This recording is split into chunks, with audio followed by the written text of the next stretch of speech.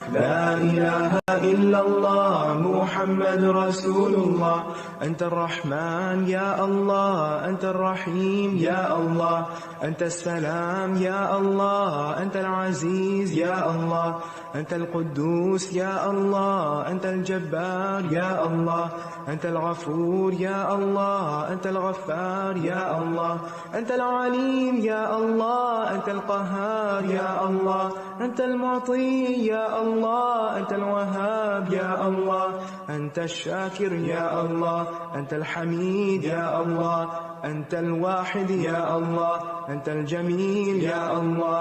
لا إله إلا الله محمد رسول الله. نحمده ونصلي على رسوله الكريم. أما بعد فأعوذ بالله من الشيطان الرجيم. بسم الله الرحمن الرحيم. رب اشرح لي صدري ويسر لي أمري واحلل عقدة من لساني يفقهوا قولي. اللہ سبحانہ وتعالی قرآن مجید میں ارشاد فرماتے ہیں وَلِلَّهِ الْأَسْمَاءُ الْحُسْنَى فَادْعُوهُ بِهَا، اور اللہ کے لیے ہیں اچھے اچھے نام، خوبصورت نام، بس اسے ان ناموں کے ساتھ پکارو. تو گویا ہمارے لیے ضروری ہے کہ ہم اپنے رب کو پہچانیں، اور اس کی پہچان اس کے ناموں کے ساتھ ہی حاصل ہوگی، اور صرف پہچانے ہی نہیں بلکہ ان ناموں کے ساتھ اس کو پکاریں بھی. ہم سب انسان ہیں، کمزور ہیں، محتاج ہیں، ضرورت مند ہیں، زندگی میں طرح طرح کے مسائل کا شکار ہوتے ہیں. ایسی صورت میں ہم سب کو مدد کی ضرورت ہوتی ہے. اس موقع پر ہم کس کی طرف رجوع کریں؟ اسی کی طرف جس نے ہمیں پیدا کیا اور جس کی طرف ہمیں لوٹ کر جانا ہے. تو ہمارے لیے ضروری ہے کہ ہم سب سے زیادہ اس کو جاننے والے ہوں، اس کے ساتھ ہمارا تعلق مضبوط ہو، تاکہ ہم زندگی کی مشکلات میں، زندگی کے مسائل میں اس سے مدد حاصل کر سکیں، اور ہماری یہ زندگی بھی خوبصورت ہو اور آخرت کی زندگی بھی خوبصورت، جو کہ ہمیشہ ہمیشہ کی زندگی ہے. اللہ سبحانہ وتعالیٰ کے ناموں میں سے ایک نام الغفار ہے. الغفار کا معنی ہوتا ہے بہت زیادہ بخشش فرمانے والا. غفر عربی زبان میں کہتے ہیں ڈھانپ دینے کو، یعنی وہ رب، وہ ہستی، وہ الغفار اور الغفور وہ ہے جو بندوں کے گناہوں کو ڈھانپ دیتا ہے، ان کی غلطیوں کو چھپا دیتا ہے. کتنا مہربان ہے وہ رب جس کی رحمت ہمارے گناہوں سے کہیں زیادہ بڑی ہے. ہم دن رات غلطیاں کرتے ہیں لیکن وہ ہماری غلطیوں کو چھپا دیتا ہے، ہمیں رسوا نہیں کرتا. اور اسی طرح قیامت کے دن اہل ایمان کو وہ پھر ایک بار چھپا دے گا، ان کا حساب بھی لے گا تو چھپا کر لے گا، جبکہ نہ ایمان لانے والوں کا حساب پوری دنیا کے سامنے لے گا اور ان کو رسوا کرے گا. تو آئیے آج ہم اس کے نام الغفار پر غور کرتے ہیں. بہت زیادہ بخشش فرمانے والا، سارے گناہوں کو معاف کر دینے والا، کثرت سے بخشنے والا، دن رات بخشنے والا. اور وہ رب کیسا ہوگا کہ جو اتنا بڑا ہے کہ جس کو گناہ کوئی نقصان نہیں دیتے. ساری زمین بھر کے لوگ بھی اگر دن رات خطائیں کریں تو بھی اس کے حضور کسی قسم کی کوئی کمی نہیں ہوتی، اس کو کوئی نقصان نہیں ہوتا، اور وہ اپنے فضل اور مہربانی کے ساتھ بندوں کی خطاؤں اور گناہوں سے درگزر کرتا چلا جاتا ہے. اللہ سبحانہ وتعالیٰ فرماتے ہیں وَلِلَّهِ مَا فِي السَّمَاوَاتِ وَمَا فِي الْأَرْضِ يَغْفِرُ لِمَن يَشَاءُ وَيُعَذِّبُ مَن يَشَاءُ وَاللَّهُ غَفُورٌ رَحِيمٌ. اور اللہ ہی کے لیے ہے جو کچھ آسمانوں میں ہے اور جو زمین میں ہے، وہ جسے چاہے بخش دے اور جسے چاہے سزا دے، اور اللہ غفور الرحیم ہے. اور اللہ سبحانہ وتعالی مغفرت کا وعدہ بھی کرتا ہے اور بندوں کو مغفرت کی طرف بلاتا بھی ہے. اللہ تعالیٰ فرماتے ہیں وَاللَّهُ يَعِدُكُمْ مَغْفِرَةً مِّنْهُ وَفَضْلًا. اللہ اپنی طرف سے تمہارے ساتھ بخشش اور فضل کا وعدہ کرتا ہے. رسول اللہ صلی اللہ علیہ وسلم فرماتے ہیں کہ تم میں سے پہلے لوگوں میں سے ایک آدمی کا واقعہ کچھ یوں ہے کہ وہ ایک راستے سے گزر رہا تھا تو راستے میں اس نے ایک کھوپڑی دیکھی اس کو دیکھ کر اس کے دل میں کچھ خوف سا پیدا ہوا، تو وہ اپنے رب سے باتیں کرنے لگا، کہنے لگا کہ اے رب، تو بڑی عظیم ذات ہے اور میں بڑا ہی کمزور ہوں، تو بار بار بخشنے والا ہے اور میں بار بار گناہ کرنے والا ہوں۔ پھر وہ اللہ کے سامنے سجدے میں گر پڑا تو غیبی آواز آئی، اسے کہا گیا کہ اپنا سر اٹھاؤ، تو بار بار گناہ کرنے والا ہے اور اللہ تعالی بار بار بخشنے والا ہے، اے بندے جا، تجھے میں نے بخش دیا۔ اللہ رب العزت اپنے بندوں کے سارے گناہوں کو معاف کرنے والا ہے، چھوٹے گناہ بھی اور بڑے گناہ بھی کثرت سے معاف کرتا ہے، اور الغفار کا معنی بھی یہی ہے کہ بہت زیادہ معاف کرنے والا، کثیر تعداد میں جو گناہ ہیں ان کو معاف کرنے والا۔ اور پھر یہ ہے کہ اللہ سبحانہ وتعالی نے نہ صرف یہ کہ انسان کے ظاہری گناہوں کو بخشنے کا وعدہ کر رکھا ہے، بلکہ بندے کے دل کے اندر اٹھنے والے جو وسوسے آتے ہیں اور جو خیالات آتے ہیں جن پر انسان کا کوئی کنٹرول نہیں ہوتا اور جن کے بارے میں انسان پریشان رہتا ہے، کیونکہ بعض اوقات شیطان انسان کے دل میں ایسے خیالات ڈالتا ہے، جیسے صحابہ نے بھی ایک مرتبہ نبی صلی اللہ علیہ وسلم کی خدمت میں عرض کیا کہ بعض اوقات ہمارے دل میں اللہ تعالیٰ کے بارے میں ایسی باتیں آ جاتی ہیں کہ ہمارا جی چاہتا ہے کہ ہم جل کے کوئلہ ہو جائیں، بجائے اس کے کہ ایسی کوئی بات ہمارے دل میں اللہ تعالیٰ کے بارے میں آئے۔ تو آپ نے فرمایا کہ جب تک انسان اس بات کو زبان پر نہیں لاتا تو اللہ سبحانہ وتعالیٰ اس کو بخش دیتا ہے۔ یہ باتیں، یہ راز صرف بندے اور اللہ کے درمیان ہوتے ہیں، اور وہی جانتا ہے اور وہی ان کو ڈھانپتا رہتا ہے، ورنہ اگر ایک ایک وسوسے پر اللہ تعالیٰ بندے کو پکڑنے لگے تو زمین پر کوئی انسان باقی نہ بچے۔ پھر اسی طرح اللہ تعالیٰ ہر روز گناہوں کی بخشش کا باقاعدہ اعلان فرماتے ہیں اور بندوں کو دعوت دیتے ہیں کہ وہ اللہ تعالیٰ کی طرف پلٹ آئیں، رجوع کر لیں، معافی مانگ لیں، تو اللہ تعالیٰ ان کو معاف فرما دے گا۔ ایک حدیث میں آتا ہے، رسول اللہ صلی اللہ علیہ وسلم فرماتے ہیں کہ اللہ تبارک و تعالی ہمارا رب ہر رات کو آسمانی دنیا پر نزول فرماتا ہے۔ جب رات کا آخری تہائی حصہ رہ جاتا ہے تو اللہ تعالیٰ فرماتا ہے کوئی جو مجھ سے دعا کرے تو میں اس کی دعا قبول کر لوں، ہے کوئی جو مجھ سے معافی مانگے، بخشش مانگے تو میں اسے بخش دوں۔ گویا اللہ تعالیٰ بندوں کو خود پکارتا ہے کہ اے بندو جنہوں نے گناہ کیے ہیں، جو اپنی جانوں پر ظلم کر رہے ہیں، جنہوں نے اپنے ساتھ زیادتی کی ہے، وہ آئیں اور مجھ سے معافی مانگ لیں۔ اور حدیث میں آتا ہے کہ ایسا ہر رات ہوتا ہے، یعنی ایسا نہیں کہ کوئی ایک کبھی کوئی خاص وقت تھا یا چانس تھا کہ جس نے گنوا دیا تو اس سے وہ چانس چلا گیا، یہ ہر روز کی بات ہے۔ اور پھر وقت بھی بتا دیا گیا کہ آخری تہائی حصہ رات کا 1/3 آف دا نائٹ جب باقی رہ جاتا ہے تو اس وقت خصوصاً اللہ تعالیٰ بندے کی طرف متوجہ ہوتے ہیں تاکہ بندے اپنے بوجھ اتار ڈالیں اور اپنے رب کی طرف رجوع کر لیں۔ پھر یہ ہے کہ اللہ تعالیٰ ہر طرح کے گناہ معاف کر دیتا ہے۔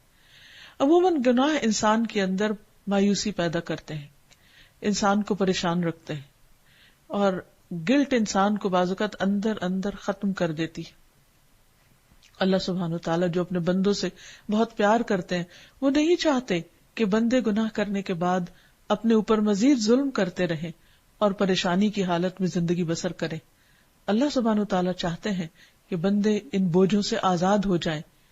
اللہ تعالیٰ نے بندے کو پیدا کیا ہے اور وہی سب سے زیادہ ہمیں جانتا ہے کہ ہماری حقیقت کیا ہے، ہماری قوت اور ہماری استطاعت کیا ہے۔ وہ اچھی طرح جانتا ہے کہ ہم گناہوں کے بوجھ تلے اس دنیا میں بھی رہ کر زندگی صحیح طور پر بسر نہیں کر سکتے اور آخرت میں بھی نہیں ہو سکتی، کیونکہ وہ تو حساب کتاب کا دن ہے، جزا و سزا کا دن ہے۔ پھر یہ بھی یاد رکھنا چاہیے کہ اللہ سبحانہ وتعالی سارے گناہوں کو معاف کر سکتا ہے۔ بعض اوقات بندے کا ایک نیک کام اس کی زندگی بھر کی خطاؤں کو مٹا دیتا ہے، جیسا کہ ایک جگہ پر رسول اللہ صلی اللہ علیہ وسلم نے فرمایا کہ ایک شخص کے اگلے پچھلے تمام گناہوں کو اس وجہ سے معاف کر دیا گیا کہ اس نے لوگوں کے راستے سے ایک کانٹے دار شاخ ہٹا دی۔ یہ ہے ہمارا رب الغفار۔ جب بندہ بندوں پر مہربانی کرتا ہے، بندہ بندوں کے ساتھ حسن سلوک کرتا ہے، انسان دوسروں کی خطائیں معاف کرتا ہے، انسان دوسروں کے ساتھ حسن سلوک کرتا ہے تو اللہ سبحانہ وتعالی کو بندے کا یہ عمل بہت پسند آتا ہے اور وہ اس کے سارے گناہ معاف فرما دیتا ہے. پھر اسی طرح اللہ تعالیٰ کی عبادت جس کے لیے اللہ نے ہمیں پیدا کیا اس سے بھی انسان کے گناہ معاف ہوتے ہیں. آپ صلی اللہ علیہ وسلم نے فرمایا کہ جو شخص میری طرح وضو کرے اور پھر 2 رکعت پڑھے کہ اپنے دل سے کوئی بات نہ کرے، یعنی پوری توجہ کے ساتھ نماز پڑھے، تو اللہ سبحانہ تعالیٰ اس کے پچھلے سارے گناہ معاف فرما دیتا ہے. تو انسان کے دل پر جب بھی کسی غلطی کا بوجھ ہو، کسی گناہ کا احساس ہو، تو اسے چاہیے کہ پھر اللہ تعالیٰ کے حضور واپس پلٹنے میں دیر نہ کرے. پھر بعض اوقات تو اللہ تعالیٰ کی مہربانی اور رحمت اور شفقت اس قدر زیادہ ہوتی ہے کہ انسان کے گناہوں کو وہ نیکیوں سے بدل دیتا ہے. یعنی کیا دنیا میں کوئی اور ایسا ہے کہ جو کسی کی غلطی پر اس کو جزا دینے والا ہو سوائے رب رحیم کے؟ قرآن مجید میں اللہ تعالیٰ فرماتے ہیں الا من تاب وآمن وعمل عملا صالحا فاولئک یبدل اللہ سیئاتہم حسنات وکان اللہ غفورا رحیما، سوائے ان لوگوں کے جو توبہ کر لیں اور ایمان لے آئیں اور نیک کام کریں، ایسے لوگوں کے گناہوں کو اللہ نیکیوں سے بدل دیتا ہے اور اللہ تعالیٰ بخشنے والا مہربان ہے. یعنی اگر کوئی شخص گناہ کرنے کے بعد اچھے عمل کر لیتا ہے اور توبہ کر لیتا ہے تو وہ گناہ بھی نیکی لکھ لیا جاتا ہے. کس قدر ہے مہربان رب. اور پھر یہ کہ اللہ سبحانہ وتعالی اپنے بندوں کے ساتھ اتنا مہربان ہوتا ہے کہ بندے اگر زندگی کے آخری حصے تک گناہ کرتے رہیں لیکن سچے دل سے پلٹ آئے تو اس کے نزدیک کچھ مشکل نہیں کہ ساری زندگی کی غلطیوں اور خطاؤں کو وہ انسان کے لیے نیکیوں میں بدل دے. رسول اللہ صلی اللہ علیہ وسلم نے فرمایا کہ کچھ لوگ یہ خواہش کریں گے کہ کاش وہ زیادہ گناہ کرتے. صحابہ نے کہا کیوں اللہ کے رسول صلی اللہ علیہ وسلم؟ آپ نے فرمایا یہ وہ لوگ ہوں گے جن کی برائیوں کو اللہ تعالیٰ نیکیوں سے بدل دیں گے. یہ ہے ہمارا مہربان رب. پھر اسی طرح اللہ سبحانہ تعالیٰ ان لوگوں کو بھی بخش دیتا ہے جو اس کے ذکر کے لیے اکٹھے ہوتے ہیں. رسول اللہ صلی اللہ علیہ وسلم نے فرمایا کہ جب کوئی جماعت اکٹھے ہو کر اللہ سبحانہ تعالیٰ کا ذکر کرتی ہے اور اس سے ان کا مقصود صرف اللہ کی رضا ہوتی ہے تو اللہ تعالیٰ ان کے گناہوں کو معاف کر دیتا ہے. اور ایک منادی اس حال میں آواز لگاتا ہے کہ تم اس حال میں کھڑے ہوئے ہو، یعنی اس مجلس سے اٹھے ہو کہ تمہارے گناہ معاف ہو چکے ہیں اور تمہارے گناہ نیکیوں میں بدل دیے گئے ہیں. پھر ایسا نہیں کہ اللہ تعالیٰ کبھی معاف کرتا ہے اور کبھی نہیں کرتا. جیسے ہم بندوں میں دیکھتے ہیں کہ جنرس سے جنرس انسان، بڑے سے بڑے دل والا انسان، بعض اوقات اس کو بھی غصہ آ جاتا ہے اور وہ کسی کی بات کو اس طرح پکڑ لیتا ہے کہ اس کو معافی نہیں کرتا. لیکن اللہ سبحانہ تعالیٰ ازل سے ابد تک ہمیشہ معاف کرنے والے ہیں. شرط یہ ہے کہ انسان اللہ سبحانہ تعالیٰ کی طرف رجوع کرنے والا ہو، پلٹنے والا ہو، اور یہ پلٹنا باقاعدہ توبہ کے الفاظ کے ساتھ بھی ہو اور اس کے ساتھ ساتھ نیک اعمال کے ذریعے بھی. کیونکہ قرآن مجید میں آتا ہے کہ ان الحسنات یذہبن السیئات، نیکیاں برائیوں کو لے جاتی ہیں. یعنی گناہ کرنے کے بعد بندہ جب کوئی نیک عمل کرتا ہے تو اللہ تعالیٰ اس سے خوش ہو جاتا ہے اور اس خوشی میں اس کے گناہوں کو معاف فرما دیتا ہے. اسی لیے ہم دیکھتے ہیں کہ باعمل لوگوں کے ساتھ اللہ تعالیٰ کا بخشش کا وعدہ ہے. فرمایا وَإِنِّي لَغَفَّارٌ لِمَن تَابَ وَآمَنَ وَعَمِلَ صَالِحًا ثُمَّ اهْتَدَىٰ، اور بے شک میں یقیناً اس کو بہت بخشنے والا ہوں جو توبہ کر لے، ایمان لائے اور نیک عمل کرے پھر سیدھے رستے پر چلے. یعنی انسان کو جب احساس ہو جائے کہ اس نے غلطی کی ہے تو وہ پلٹ آئے اور پھر اچھے کام شروع کر دے. تو اچھے کاموں کا شروع کرنا اس بات کی دلیل ہے کہ وہ ایسا شخص اللہ تعالیٰ کو راضی کرنا چاہتا ہے اور پھر ان نیک کاموں کو ہی اپنی زندگی کا مطلوب اور مقصود بنا لے. تو اللہ سبحانہ تعالیٰ جب اتنے مہربان ہیں، اتنی بخشش فرمانے والے ہیں، تو پھر ہمارے لیے لازم ہے کہ ہم اس سے بخشش مانگتے رہیں اور پچھلے تمام گناہوں کی معافی مانگتے رہیں، ان گناہوں کی بھی جو ہمیں یاد ہے اور ان گناہوں کی بھی جو ہمیں یاد بھی نہیں رہے. ہمارے اعمال نامے میں لکھے ہوئے ہیں لیکن ہمیں یاد نہیں کہ وہ کیا تھے. اور حقیقت یہ ہے کہ بعض اوقات دن بھر انسان کئی غلطیاں ایسی کرتا ہے کہ جن کے بارے میں اس کو معلوم نہیں ہوتا کہ وہ غلط کر رہا ہے، کبھی جہالت کی وجہ سے، لا علمی کی وجہ سے، اور کبھی بھول کر. یعنی معلوم بھی ہوتا ہے اور پھر بھی انسان بھول جاتا ہے. پھر اسی طرح انسان اللہ سبحانہ وتعالی کی اس رحمت اور اس بخشش سے یہ مطلب نہ لے کہ انسان جان بوجھ کر غلطیاں کرنا شروع کر دے اور پھر اللہ تعالیٰ کو ناراض کرنے والے کام کرے، کیونکہ ہمیں نہیں معلوم کہ ہمارا کون سا عمل آخری عمل ہو اور ہمیں توبہ کا موقع ملے بھی یا نہ ملے، اور اس گناہ کے بعد جو ہم کر رہے ہیں نیکی کا وقت آئے بھی یا نہ آئے. تو اس لیے غلطی ہو جانا تو ہیومن انسانی کمزوری ہے، لیکن اس غلطی کے بعد اپنی اصلاح کر لینا اور پھر اللہ تعالیٰ کو راضی کر لینا، یہ دراصل ہم سے مطلوب ہے. اس لیے ہمیں مختلف طرح کے نیک کام کرتے رہنا چاہیے، خاص طور پر وہ کام جن کی وجہ سے گناہوں کی بخشش کا وعدہ کیا گیا ہے. مثلا نماز کے بعد کی تسبیحات. بہت سے لوگ نماز پڑھتے ہیں اور فوراً ہی اٹھ جاتے ہیں، نماز کے بعد اللہ کا ذکر نہیں کرتے. حالانکہ حدیث میں آتا ہے کہ جو شخص 33 بار سبحان اللہ کہے، 33 بار الحمدللہ کہے، 33 بار اللہ اکبر کہے، اور پھر لا الہ الا اللہ وحدہ لا شریک لہ لہ الملک و لہ الحمد وہو علی کل شیء قدیر پڑھے تو اس کے سارے گناہ معاف کر دیے جاتے ہیں، خواہ وہ سمندر کی جھاگ برابر ہی کیوں نہ ہو. اگر غور کیا جائے تو اس سارے عمل میں 1-1.5 منٹ سے 2 منٹ تک وقت لگتا ہے، لیکن اس کا فائدہ کس قدر زیادہ ہے. اور ہم میں سے کون ہے جو ہر 2 نمازوں کے بیچ میں گناہ نہ کرتا ہو؟ عقل مند انسان وہی ہے کہ جو غلطی کرنے کے ساتھ فوراً ہی اللہ تعالیٰ کو راضی کرنے والا عمل بھی کرے.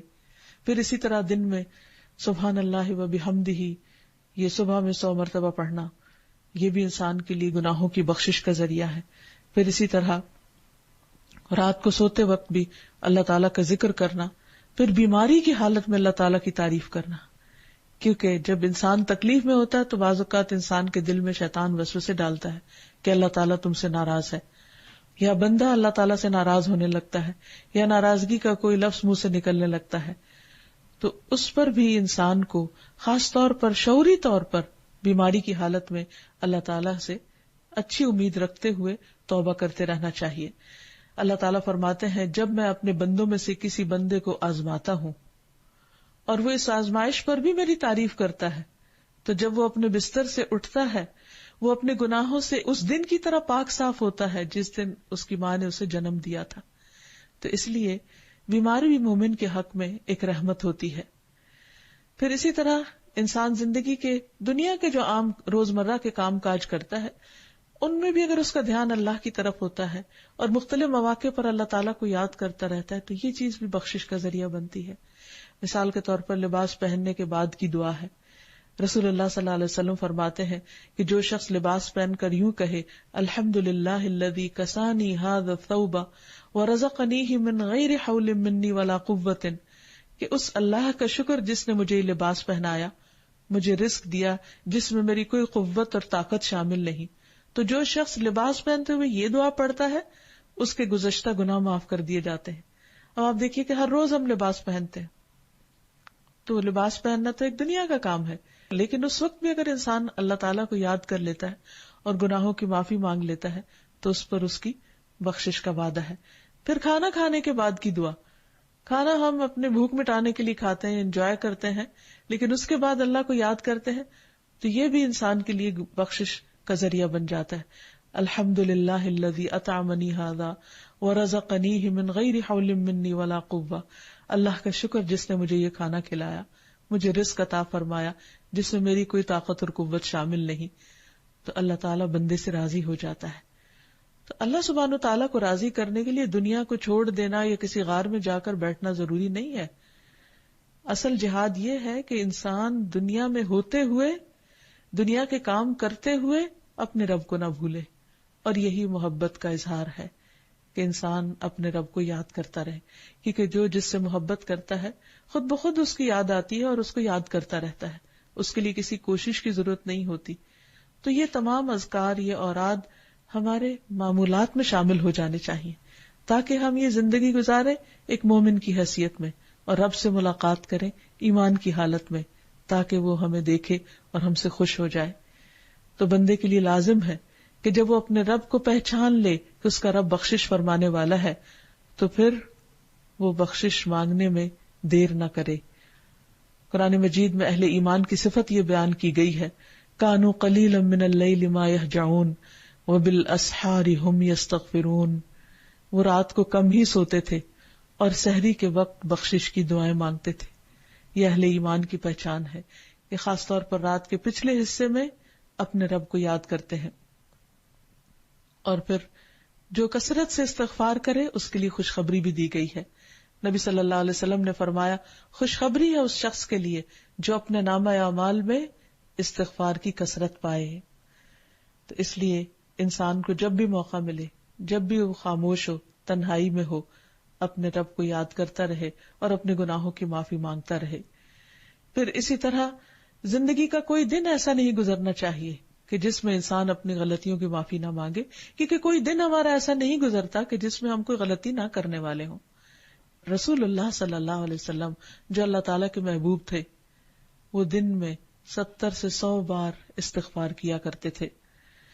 ابن عمر کہتے ہیں کہ آپ کی مجلس میں رب اغفر لی وتب علی انک انت التواب الرحیم 100 مرتبہ وہ شمار کرتے تھے. یعنی آپ بلند آواز سے بھی استغفار پڑھا کرتے تھے، اسی لیے صحابہ جو ہیں وہ ان کو گن بھی لیتے تھے کہ کتنی بار آپ توبہ کرتے ہیں، حالانکہ آپ کی ساری زندگی صرف نیک کاموں میں گزری.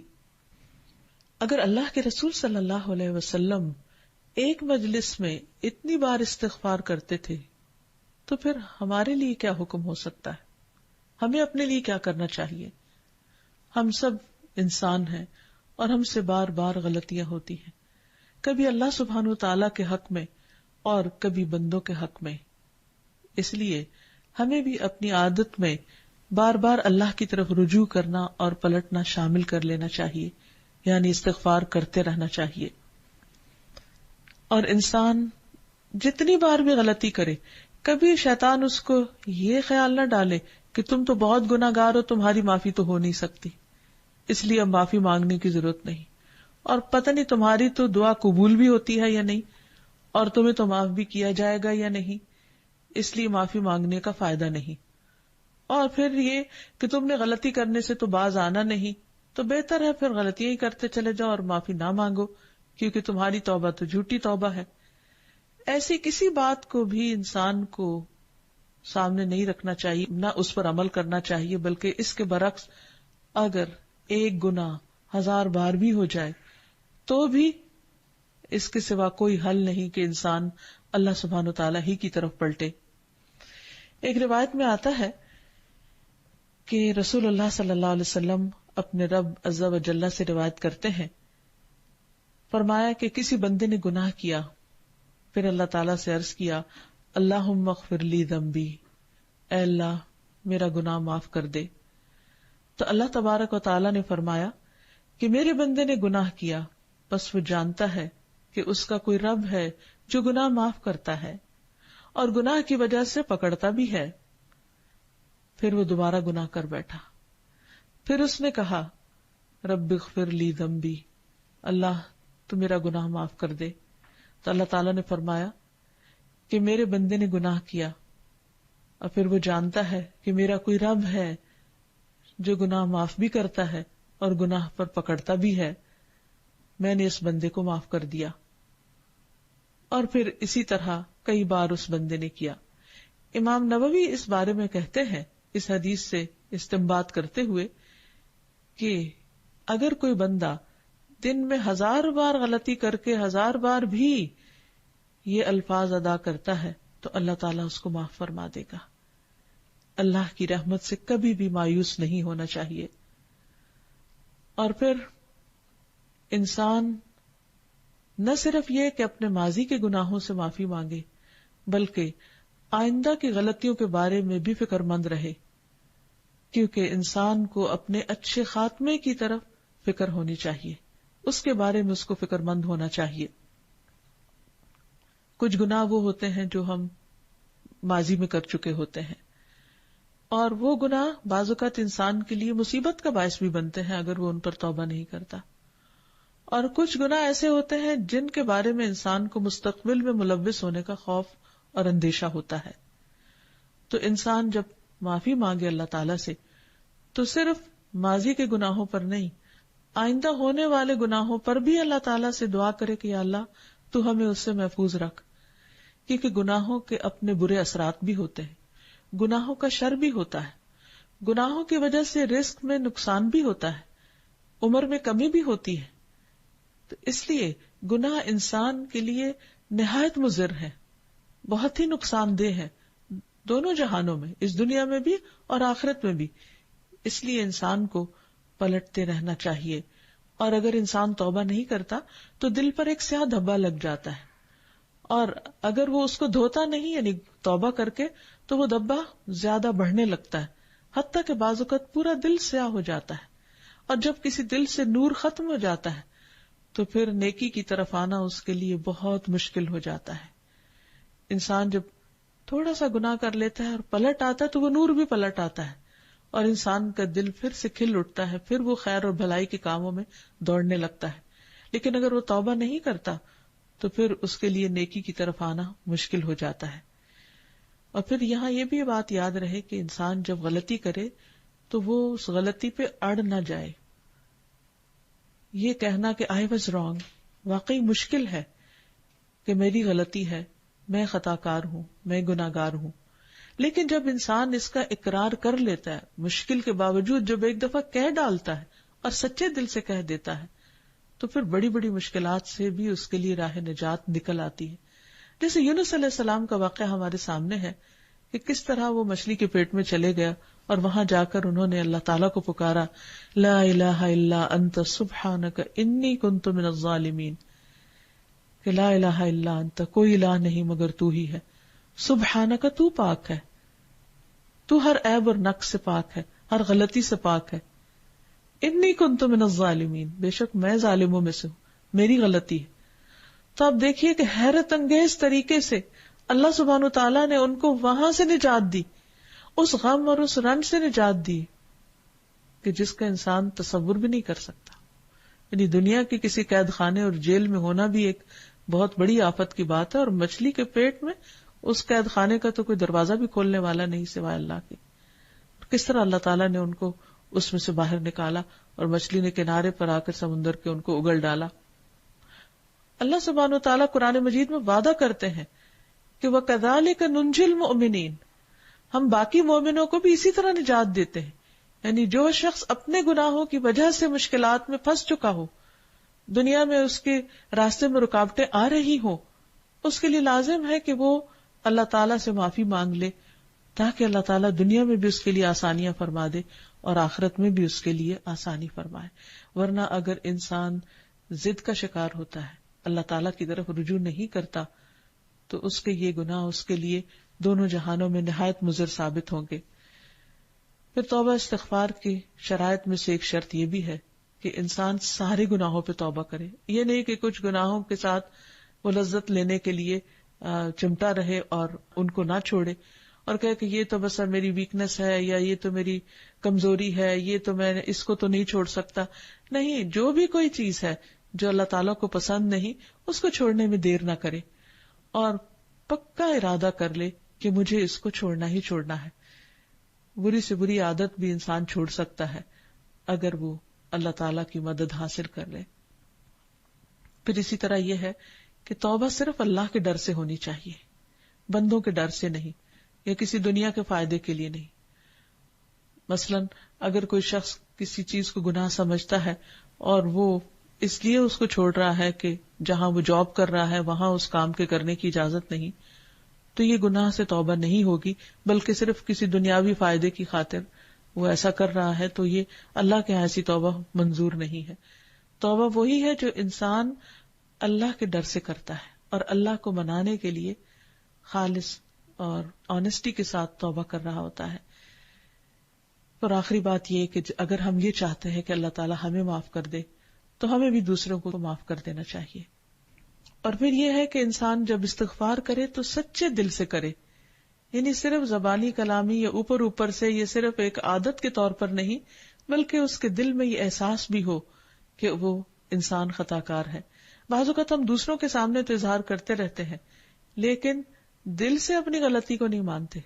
تو جو شخص اپنی غلطیوں کا دل سے اعتراف کرتا ہے فاعترفت بذنبی کہہ کر، جیسے سید الاستغفار میں آتا ہے، تو ایسا کرنا اللہ تعالیٰ کو راضی کر دیتا ہے.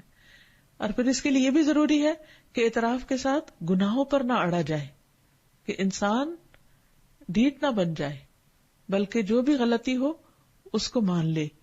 شیطان کا قصور کیا تھا؟ وہ بھی بہت عبادت گزار تھا ابلیس، لیکن اس کی غلطی کیا تھی کہ وہ اپنے گناہ پر اڑ گیا تھا.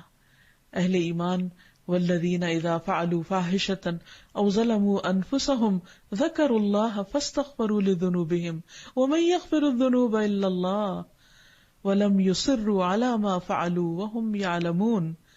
ایسے لوگوں سے جب کوئی برا کام ہو جاتا ہے یا وہ اپنے آپ پر ظلم کر بیٹھتے ہیں تو فوراً انہیں اللہ یاد آ جاتا ہے اور وہ اپنے گناہوں کی معافی مانگنے لگتے ہیں. اور اللہ کے سوا ہے کون جو گناہوں کو معاف کرے؟ اور وہ جانتے بوجھتے اپنے کیے پر اصرار نہیں کرتے. تو توبہ کی شرائط میں سے یہ شرط ہے کہ انسان اپنے گناہ پہ شرمندہ ہو، گناہ پر اصرار نہ کرے، اور پھر فوراً پلٹے، دیر نہ کرے، اور پھر نڈر نہ ہو، جان بوجھ کر غلطی نہ کرے اور بار بار نہ کرے. اگرچہ اللہ تعالیٰ 1000 بار بھی کوئی انسان غلطی کرے تو بھی اس کو معاف کر دیں گے اگر وہ سچے دل سے شرمندہ ہو کر اللہ کی طرف لوٹتا ہے، لیکن جان بوجھ کر غلطیاں نہیں کرنی چاہیے. اور آخری چیز یہ کہ انسان اگر چاہتا ہے کہ اللہ تعالیٰ اس کو معاف کر دے تو اسے چاہیے کہ وہ بندوں کی غلطیوں کو معاف کرنے والا ہو، کیونکہ بندوں کے ساتھ طرح طرح کی زیادتیاں کرتے رہتے ہیں، اور اللہ تعالیٰ کو وہ بندے زیادہ پسند ہیں جو دوسرے بندوں کو معاف کرتے ہیں. حدیث میں آتا ہے ارحموا ترحموا، تم دوسروں پہ رحم کرو تم پہ رحم کیا جائے گا، دوسروں کو معاف کر دو تمہیں معاف کر دیا جائے گا. الا تحبون ان یغفر اللہ لکم، کیا تم نہیں چاہتے کہ اللہ تعالیٰ تمہیں معاف کر دے؟ تو اللہ تعالیٰ سے دعا ہے کہ اللہ تعالیٰ ہمارے سارے گناہوں کو معاف کر دے. تو اس لیے دن میں کئی بار یا غفار کہہ کے بھی اس کو پکارا کریں کہ اے غفار تو ہمارے گناہوں کی بخشش فرما دے. اللہ تعالیٰ ہم سے اس کوشش کو قبول فرما لے. القاهر يا الله أنت الحسيب يا الله أنت الشافي يا الله أنت المبين يا الله أنت الوكيل يا الله أنت القيوم يا الله أنت المتين يا الله أنت السبوح يا الله لا إله إلا الله محمد رسول الله لا إله إلا الله محمد رسول الله. اس سے پہلے اللہ تعالیٰ کا ایک نام الغفار پڑھا تھا کہ وہ بہت زیادہ بخشش فرمانے والا ہے. آج ہم انشاءاللہ اللہ سبحانہ وتعالیٰ کے ایک اور نام، ایک اور صفت القہار کے بارے میں پڑھیں گے. اسی سے ملتا جلتا ایک نام القاہر بھی ہے. القاہر کا لفظ قہر سے ہے، جس کا معنی ہوتا ہے غلبہ، بلندی. اللہ سبحانہ وتعالیٰ جہاں انسانوں کے گناہوں کو معاف فرمانے والے ہیں، اور معاف کرنا کسی کمزوری کی وجہ سے نہیں بلکہ عین اس کی شان کے مطابق کہ وہ بندوں کے گناہوں سے ڈرتا نہیں، بندوں کے گناہ اس کو نقصان نہیں دیتے، اور بندوں کو معاف کر کے اس کی عظمت میں کسی قسم کی کوئی کمی نہیں آتی. تو جہاں اللہ سبحانہ وتعالی الغفار ہے وہاں وہ القہار بھی ہے، یعنی غلبے والا ہے، قوت والا ہے، بلند شان والا ہے، اور اپنی ساری مخلوق پر غالب بھی ہے. سب اس کے ماتحت ہیں. اگر کوئی شخص گناہ کر کے اللہ تعالی کی طرف پلٹتا نہیں اور وہ اللہ سبحانہ وتعالی کے مقابلے میں آنا چاہتا ہے تو اللہ تعالی اس کو اپنی کمال قدرت کی وجہ سے پوری طرح مغلوب کرنے کی طاقت رکھتے ہیں. اور تاریخ انسانی بتاتی ہے کہ دنیا میں بڑے بڑے قوت و سلطنت والے بڑے بڑے بادشاہ آئے، لیکن موت نے ان کو کس طرح بے بس کر دیا. جب ان کا وقت پورا ہو گیا اور ان کی ساری طاقت ختم ہو گئی تو دنیا میں کس بے بسی کے ساتھ وہ رہے اور پھر کس بے بسی کے ساتھ وہ دنیا سے رخصت ہوئے. تو حقیقت یہ ہے کہ انسان کی بھلائی اسی میں ہے کہ وہ اللہ سبحانہ وتعالی کی طاقت اور عظمت اور اس کی بلندی کو ماننے والا ہو اور اس کے سامنے اپنی ہستی کو عاجز بندے کی حیثیت سے رکھنے والا ہو. اسی میں اس کی بھلائی ہے اور اسی میں اس کی خیر ہے. تو بہرحال القاہر وہ ہے جو بلند ہے، جو غلبہ رکھتا ہے، جس کے سامنے کوئی گردن نہیں مار سکتا، جس کے سامنے زیادہ دن کوئی اکڑ نہیں سکتا، جس کے سامنے کوئی اپنی منمانی نہیں کر سکتا، کوئی گناہوں پر اصرار کر کے پھر اس سے بچ نہیں سکتا، اس کی نافرمانی کر کے کہیں جا نہیں سکتا، کسی طاقت اور تقدیر یا تدبیر کی وجہ سے کوئی اس سے بھاگ نہیں سکتا. یعنی انسان سارے کے سارے پوری طرح زمان اور مکان کے اعتبار سے اس کے قبضہ قدرت میں ہے اور وہ ان سب پر قاہر ہے. وَهُوَ الْقَاهِرُ فَوْقَ عِبَادِهِ، وہ اپنے بندوں پر غلبہ رکھتا ہے. کوئی بندہ اکیلا تو کیا، ساری دنیا کے لوگوں کو بھی اکٹھا کر لے اور اللہ سبحانہ وتعالی کے مقابلے پر آ جائے تو وہ مغلوب ہی ہو کر رہے گا، غلبہ نہیں پا سکتا. اور اسی طرح القہار چونکہ مبالغہ کا صیغہ ہے تو اس کا مطلب یہ ہے کہ وہ سب سے بڑھ کر غلبے والا ہے. اور پھر دنیا میں کوئی بھی انسان اگر ظلم کرنا چاہتا ہے تو اس کا ظلم زیادہ دن تک نہیں چل سکتا. وہ سب ظالموں کو مغلوب کر سکتا ہے اور انہیں بے بس کر کے خاتمے کی طرف مجبور کر دیتا ہے. اس لیے کوئی بھی انسان وقتی طور پر اگر اس کو کوئی طاقت یا اقتدار ملا بھی ہے تو وہ اس کے لیے ایک امتحان ہے. اس کا یہ مطلب نہیں کہ وہ اس طاقت کے بلبوتے پر اللہ سبحانہ وتعالی کی نافرمانی اور گناہوں کے اصرار پر تل جائے اور اپنے آپ کو بڑی چیز سمجھنے لگے. اللہ سبحانہ وتعالی دنیا میں اس نے جتنی بھی چیزیں پیدا کی ہیں ان میں بھی ہم دیکھتے ہیں کہ ایک قوت والی چیز کو دوسری چیز کے ساتھ ختم کیا ہے اور ہر چیز کے مقابلے کے لیے کوئی دوسری چیز پیدا کر دی. مثلاً پہاڑوں کی عظمت اور پہاڑوں کی بلندی اور ان کی سختی ہم سب کے سامنے ہے، لیکن ان کو توڑنے کے لیے لوہا پیدا کر دیا. اور کس طرح لوہے کا ایک ہتھوڑا پہاڑ کے یا ایک چٹان کے ٹکڑے ٹکڑے کر سکتا ہے. لوہا جو اپنی ذات میں بڑی طاقت رکھتا ہے، اللہ تعالیٰ نے اس کو پگھلانے کے لیے آگ پیدا کر دی.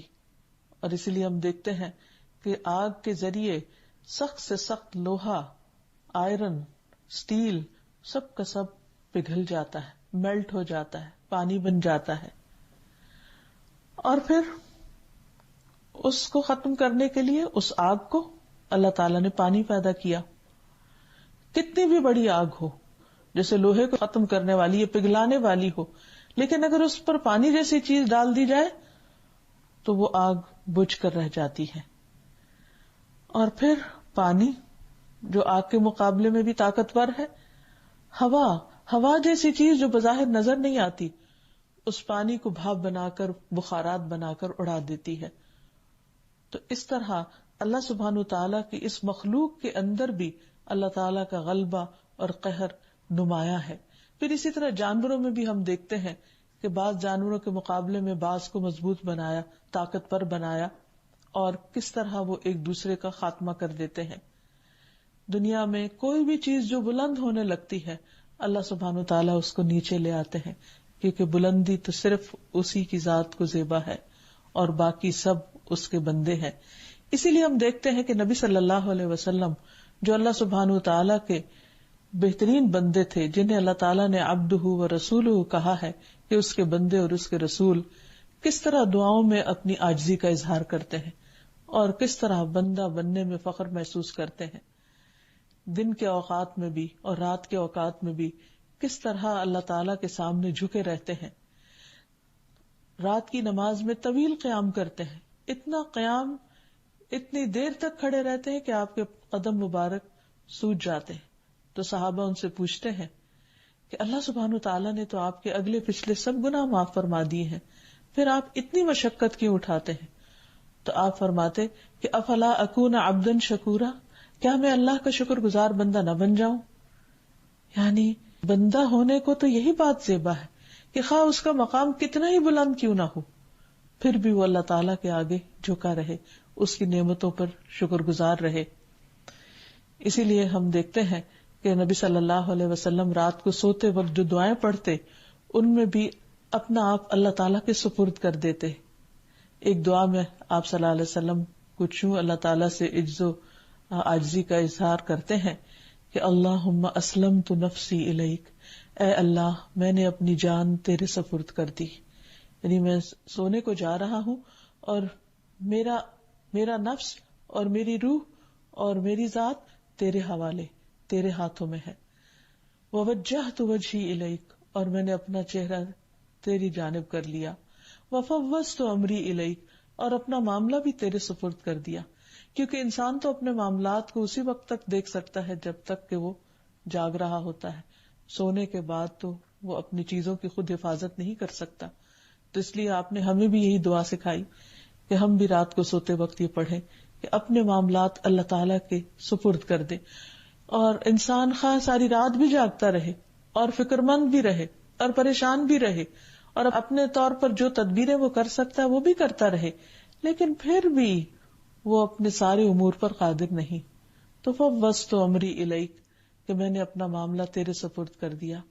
والجأت ظہری الیک، اور میں نے اپنا آپ کے حوالے کر دیا. یعنی انسان اپنی پشت کو اپنے رب کی پناہ میں دیتا ہے کہ اللہ تو مجھے پروٹیکشن دے، میں تیرے آگے جھکنے والا ہوں. رغبتاً و رہبتاً الی، رغبت اور رہبت یعنی ڈر کے ساتھ، اللہ امید کے ساتھ بھی تیرے ہی طرف لوٹتا ہوں اور ڈر کے ساتھ بھی تیرے ہی طرف پلٹتا ہوں. رغبتاً و رہبتاً الیک لا ملجا ولا منجا منک الا الیک، کوئی ملجا و ماوا تیرے سوا نہیں مگر تیری ہی طرف. یعنی اگر میں تجھ سے بھاگنا چاہوں تو بھاگ نہیں سکتا، میرے لیے کوئی اور جائے پناہ ہے ہی نہیں اور مجھے کوئی پناہ دے بھی نہیں سکتا. میں اگر تجھ سے ڈرتا ہوں تو تیری ہی طرف پلٹتا ہوں کہ تو ہی مجھے اپنی پناہ دے دے، کیونکہ تیرے سوا اور میرا کون ہو سکتا ہے.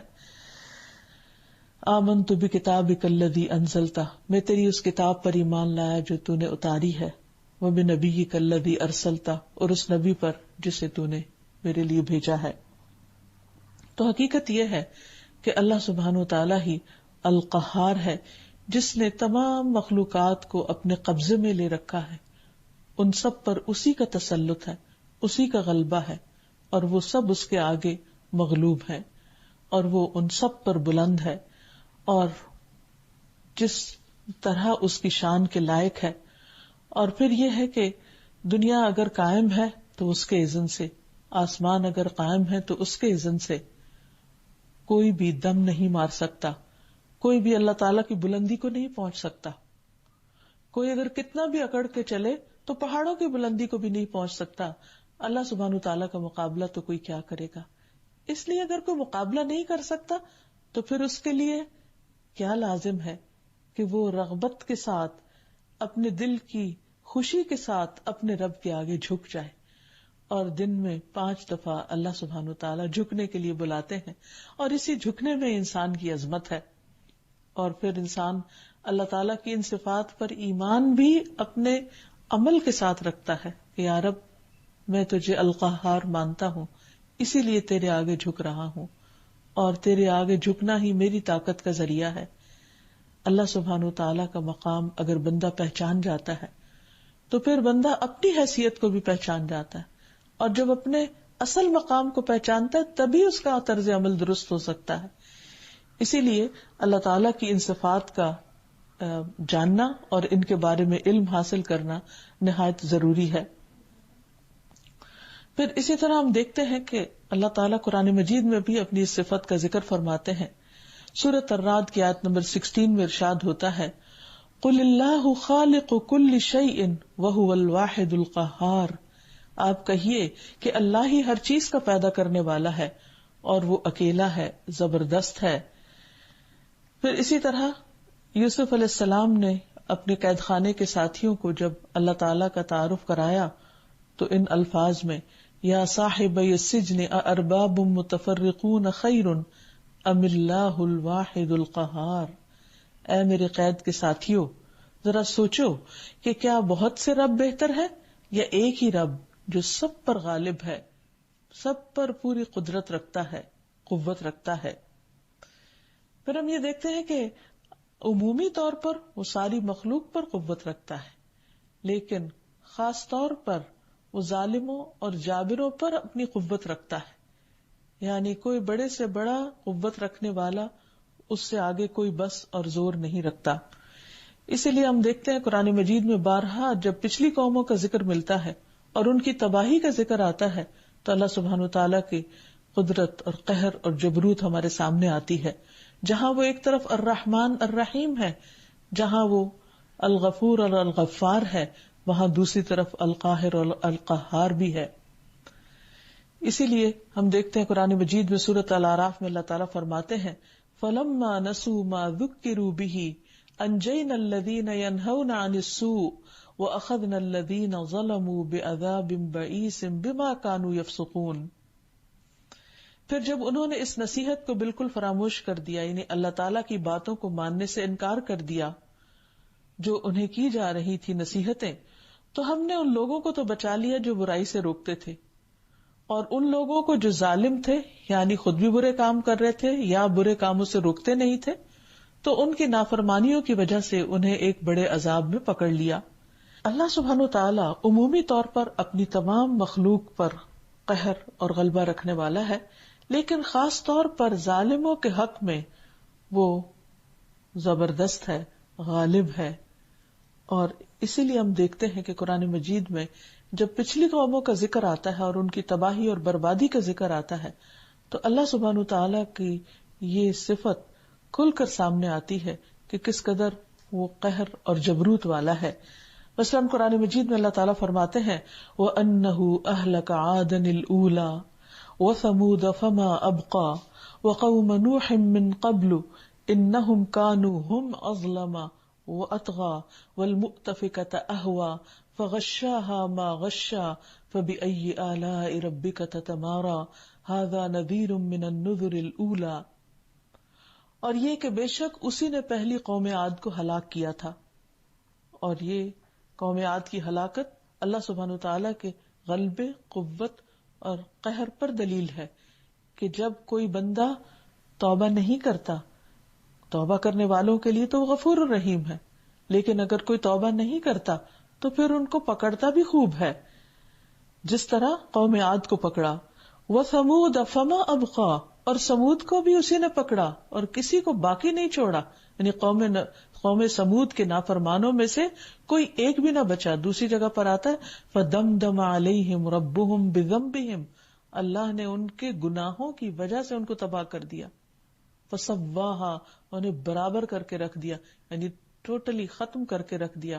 وَلَا يَخَافُ عُقْبَاهَا، اور اسے ان کے انجام کی کوئی فکر نہیں، یعنی کوئی ان میں سے پیچھا نہیں کر سکتا اور کوئی اٹھ کے پوچھ نہیں سکتا کہ ان کے ساتھ ایسا کیوں ہوا، یعنی کوئی دم مارنے کی گنجائش نہیں رکھتا۔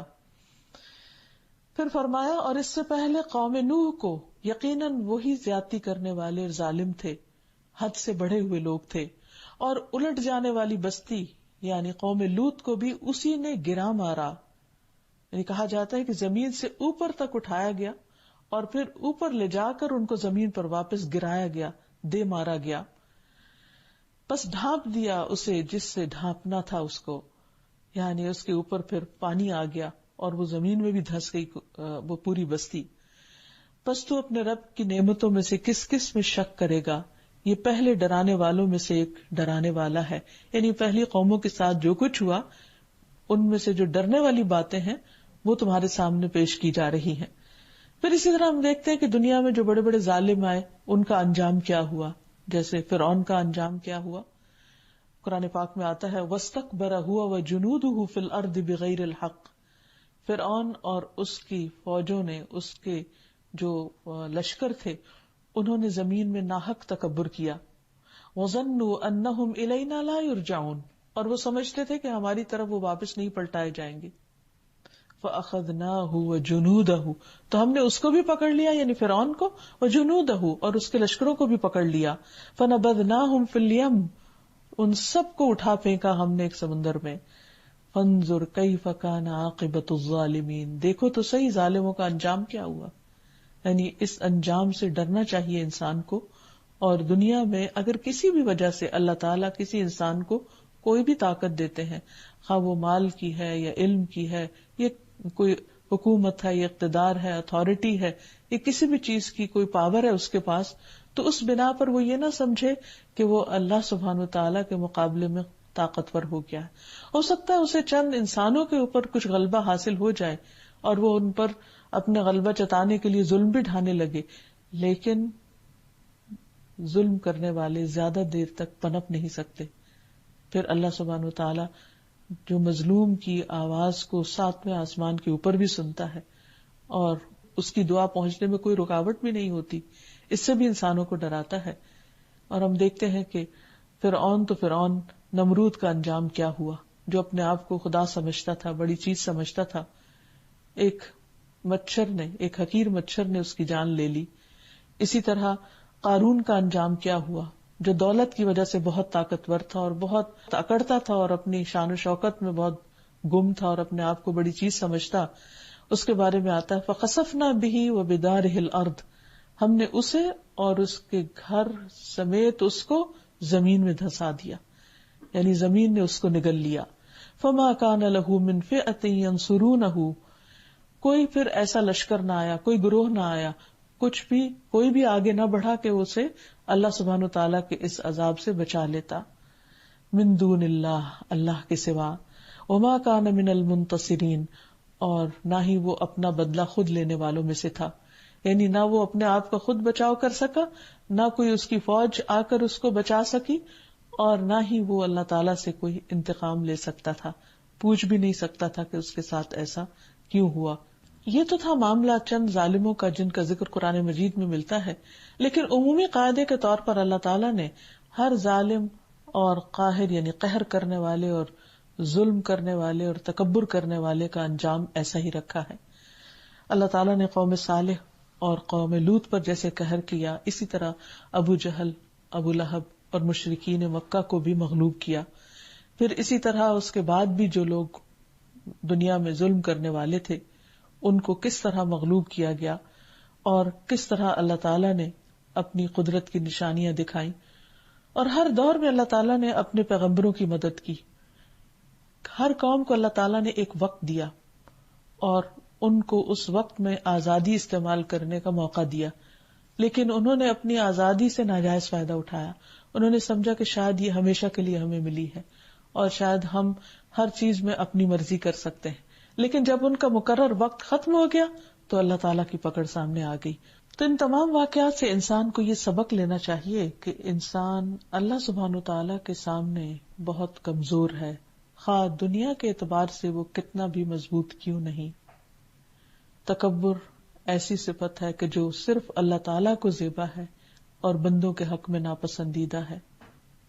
اللہ سبحانہ وتعالیٰ فرماتے ہیں وَأَمَّا الَّذِينَ اسْتَنكَفُوا وَاسْتَكْبَرُوا فَيُعَذِّبُهُمْ عَذَابًا أَلِيمًا وَلَا يَجِدُونَ لَهُم مِّن دُونِ اللَّهِ وَلِيًّا وَلَا نَصِيرًا مگر جن لوگوں نے اللہ کی بندگی کو عار سمجھا, یعنی اللہ کے آگے نہیں جھکے اور اکڑے رہے, یعنی اپنی کسی بھی خوبی یا کسی بھی دنیاوی نعمت کی وجہ سے اپنے آپ کو بڑی چیز سمجھا, تو وہ انہیں دکھ دینے والا عذاب دے گا اور وہ اپنے لیے اللہ کے سوا کسی کو بھی حامی اور مددگار نہ پائیں گے.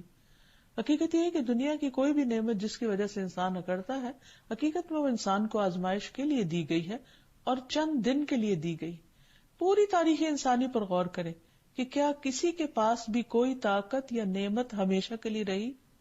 ہرگز نہیں. یہ تمام چیزیں جو بھی کسی انسان کو ملی ہیں وہ اس کے لیے ایک امتحان ہے اور ایک محدود اور گنے ہوئے عرصے کے لیے انسان کو دی گئی ہیں.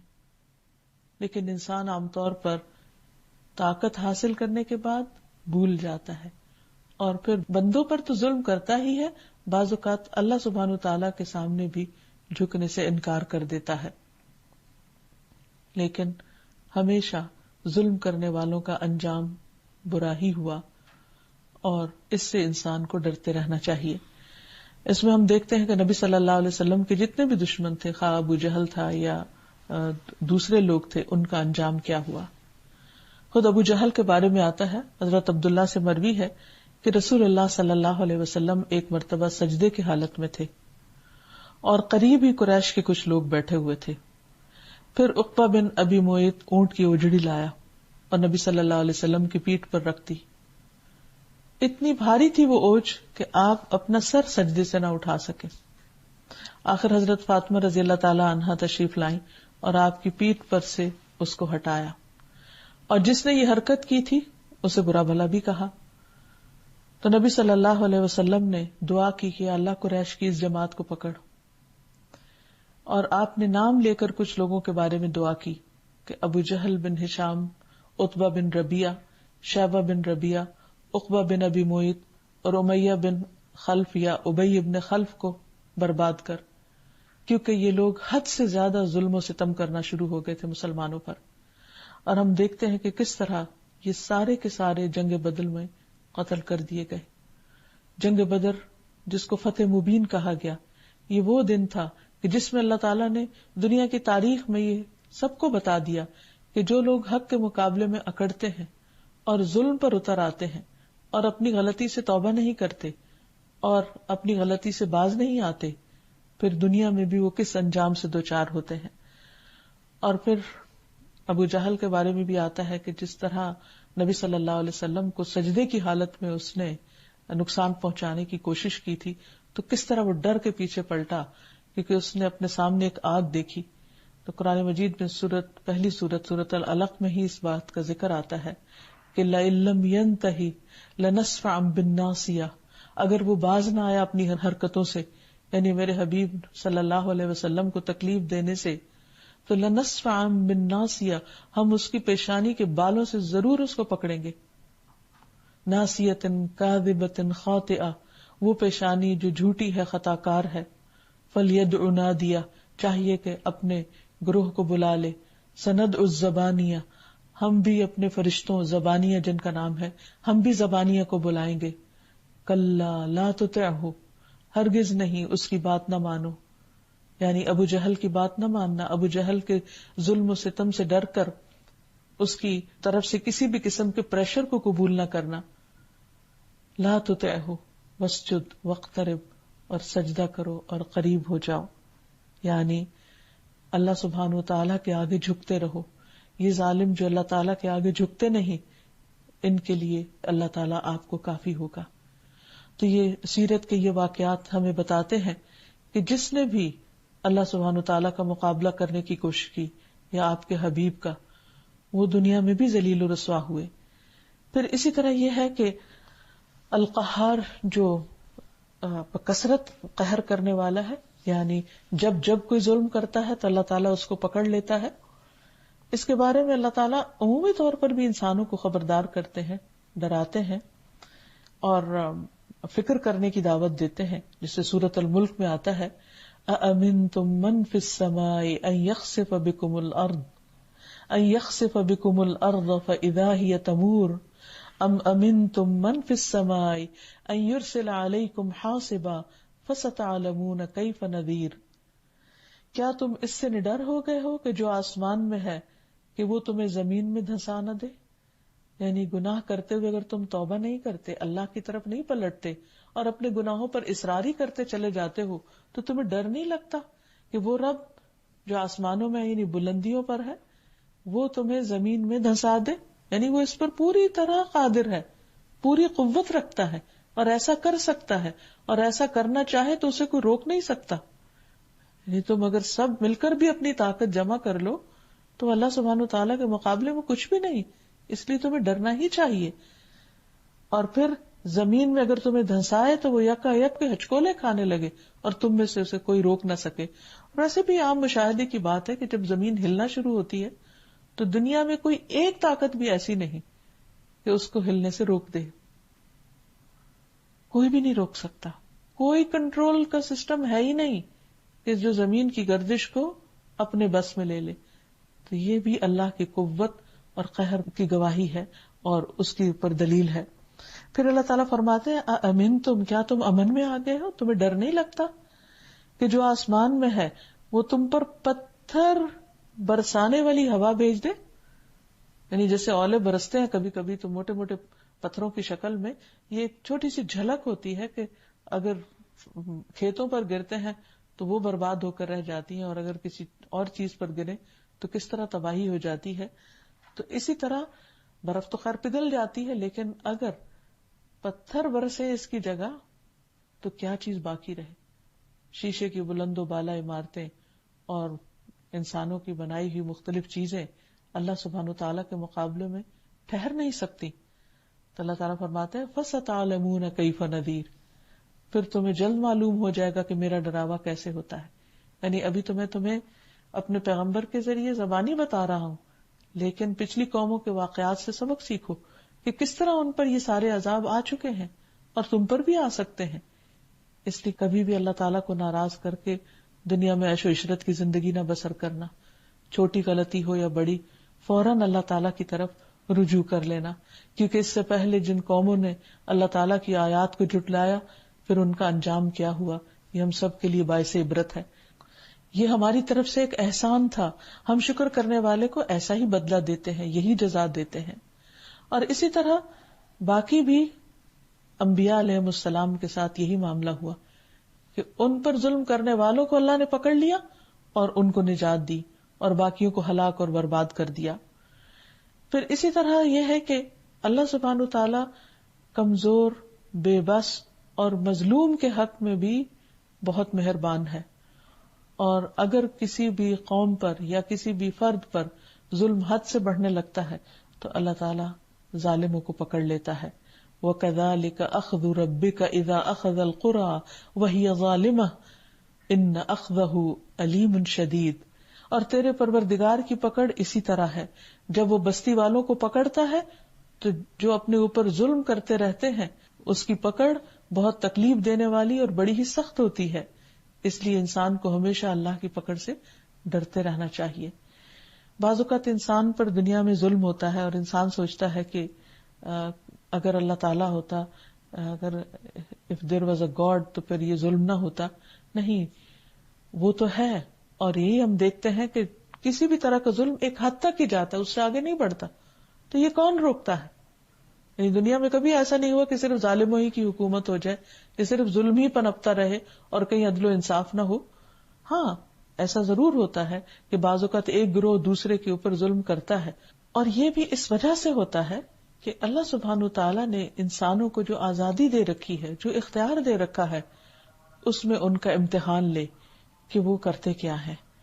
کیونکہ اگر ان کو اختیار نہ ملے اور ان کو دی گئی قوت کے مطابق اختیار نہ ملے تو پھر تو ان کا امتحان ہی نہیں. تو بہرحال جب بھی کبھی کوئی ظلم کا شکار ہوتا ہے تو اللہ سبحانہ تعالیٰ اس کی مدد ضرور کرتا ہے. رسول اللہ صلی اللہ علیہ وسلم نے فرمایا مظلوم کی بد دعا سے بچو، کیونکہ وہ بادلوں پر اٹھائی جاتی ہے، یعنی اوپر لے جائی جاتی ہے. اور اللہ تعالیٰ فرماتا ہے میری عزت و جلال کی قسم میں تمہاری مدد ضرور کروں گا، اگرچہ تھوڑی دیر بعد ہی کیوں نہ کروں. یعنی ایک وقت آئے گا کہ تمہاری مدد ضرور کی جائے گی. اللہ سبحانہ تعالیٰ نے مظلوم کی مدد کا وعدہ کیا ہے. مظلوم اگرچہ کافر ہی کیوں نہ ہو پھر بھی اللہ تعالیٰ اس کی دعا سنتا ہے. رسول اللہ صلی اللہ علیہ وسلم نے فرمایا مظلوم اگرچہ کافر ہو اس کی بد دعا سے بھی بچو، کیونکہ اس کے سامنے کوئی پردہ حائل نہیں ہوتا، یعنی وہ دعا فوراً اللہ کو پہنچتی. تو اس لیے انسان کو کبھی بھی مایوس نہیں ہونا چاہیے، بد دل نہیں ہونا چاہیے، اور کبھی بھی یہ نہیں سوچنا چاہیے کہ ہماری مدد کیوں نہیں ہو رہی. اللہ کی مدد قریب ہے. مومنوں پر جب تکلیفیں آتی تھی اور وہ طرح طرح سے آزمائے اور ستائے جاتے تھے تو اللہ سبحانہ تعالیٰ ان الفاظ میں ان کو تسلی دیتے، الا ان نصر اللہ قریب، سنو، خبردار رہو، اللہ کی مدد قریب ہے. اور پھر انسان کو، جو کہ انسان ہے، کمزور ہے، کبھی بھی اگر وہ ظلم اور زیادتی کسی پر کر بیٹھتا ہے تو فوراً اللہ تعالیٰ کی طرف رجوع کرنا چاہیے اور اللہ تعالیٰ سے دعا کرنی چاہیے کہ اللہم انی اعوذ بک من زوال نعمتک وتحول عافیتک وفجاءۃ نقمتک ومن جمیع سخطک.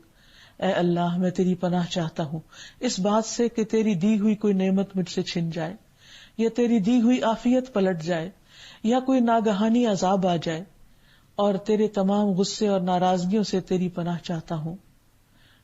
تو انسان کو ہمیشہ اللہ کے عذاب سے پناہ مانگتے رہنا چاہیے۔ رسول اللہ صلی اللہ علیہ وسلم کے پاس کسی نے شکایت کی کہ وہ بہت برے برے خواب دیکھتے ہیں، تو آپ نے فرمایا کہ جب تم اپنے بستر پر آؤ تو یہ دعا پڑھ لیا کرو، اعوذ بکلمات اللہ التامۃ من غضبہ وعقابہ ومن شر عبادہ ومن ھمزات الشیاطین وان یحضرون۔ میں اللہ کے کامل کلمات کی پناہ میں آتا ہوں، اس کے غضب سے، اس کی سزا سے، اس کے بندوں کے شر سے، شیطانوں کے وسوسوں سے، اور اس بات سے بھی کہ وہ میرے پاس آئیں۔ اس لیے جب انسان کو اللہ تعالیٰ کی اس صفت کا تعارف ہو جائے تو ایک تو یہ کہ اللہ تعالیٰ سے دعا کرتے رہنا چاہیے، دوسرا یہ کہ انسان کو اپنے نفس کو بھی کنٹرول کرنا چاہیے۔ جب اس کے اندر کسی کے ساتھ ظلم اور زیادتی کرنے کی خواہش بھی جاگے تو اسے اپنی خبر لینی چاہیے اور اپنے آپ کو کنٹرول میں رکھنا چاہیے، مغلوب کرنا چاہیے۔ اسی طرح یہ ہے کہ انسان شیطان کو بھی مغلوب کرنے کے لیے اللہ تعالیٰ کی مدد لے، کیونکہ بعض اوقات انسان اپنے نفس کو کنٹرول کر لیتا ہے تو شیطان کے پریشر میں آ جاتا ہے، اور وہ بھی اللہ تعالیٰ کے کلمات اور اللہ کے نام کے ساتھ انسان اللہ کی مدد سے ہی اس کو بھی مغلوب کر سکتا ہے، خاص طور پر غصے کے وقت، کیونکہ غصہ جو ہے وہ شیطان کی طرف سے ہوتا ہے اور شیطان انسان کے ساتھ کھیل رہا ہوتا ہے۔ تو ایسے میں انسان کو اعوذ باللہ پڑھ کر اللہ تعالیٰ کی پناہ لینی چاہیے اور شیطان سے بچنا چاہیے، اس کے سامنے مغلوب نہیں ہونا چاہیے، کیونکہ اصل بہادر وہ ہے کہ جو غصے کے وقت اپنے آپ کو کنٹرول کر لیتا ہے۔ اسی طرح لڑائی جھگڑے کے موقع پر بھی انسان کو اللہ سبحانہ وتعالیٰ سے مدد لے کر گالی گلوچ سے بچنا چاہیے، کیونکہ انسان کو جب غصہ آتا ہے تو پھر وہ بھول جاتا ہے کہ اس کی زبان سے کیا نکل رہا ہے۔ پھر اسی طرح سرکش بندوں کے خلاف بھی اللہ سے مدد لینی چاہیے اور یا قہار کہہ کے پکارنا چاہیے۔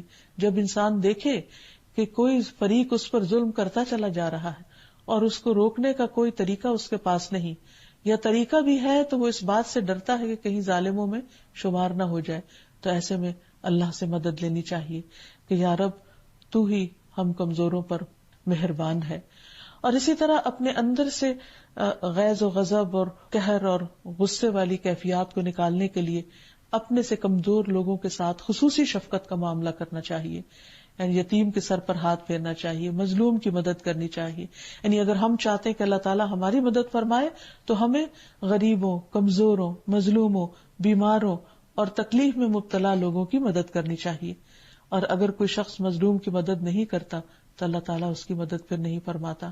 کمزور پر ظلم ڈھانے سے تو بچنا ہی چاہیے، اور پھر اگر قدرت ہو بھی کسی سے انتقام لینے کی تو بھی قدرت کے باوجود معاف کر دینا اللہ تعالیٰ کو زیادہ پسند ہے، اور جو شخص بدلہ لینے کی طاقت رکھتا ہو اور پھر معاف کر دے تو ایسا شخص اللہ کے مقرب بندوں میں شمار ہوگا اور اللہ تعالیٰ کا محبوب ہوگا، کیونکہ اللہ تعالیٰ معاف کرنے والوں سے محبت رکھتا ہے۔ تو اللہ تعالیٰ سے دعا ہے کہ وہ ہمیں اپنے اس نام کی، اپنی اس صفت کی صحیح معرفت بھی عطا کرے اور ہمیں توفیق دے کہ ہم اس کے قہر اور غضب سے بچنے والے کام کریں اور پھر اپنے سے کمزور لوگوں کی مدد کرنے والے بنے۔ اے اللہ تو ہم سب کی مدد فرما۔ ربنا تقبل منا انک انت السمیع الدعاء، لا الہ الا انت سبحانک انی کنت من الظالمین، وآخر دعوانا ان الحمد للہ رب العالمین۔ سبحانک اللہم وبحمدک اشہد ان لا الہ الا انت استغفرک واتوب الیک۔ السلام علیکم ورحمۃ اللہ وبرکاتہ۔ القاهر يا الله، أنت الحسيب يا الله، أنت الشافي يا الله، أنت المبين يا الله، أنت الوكيل يا الله، أنت القيوم يا الله، أنت المتين يا الله، أنت السبوح يا الله، لا إله إلا الله محمد رسول الله، لا إله إلا الله محمد رسول الله۔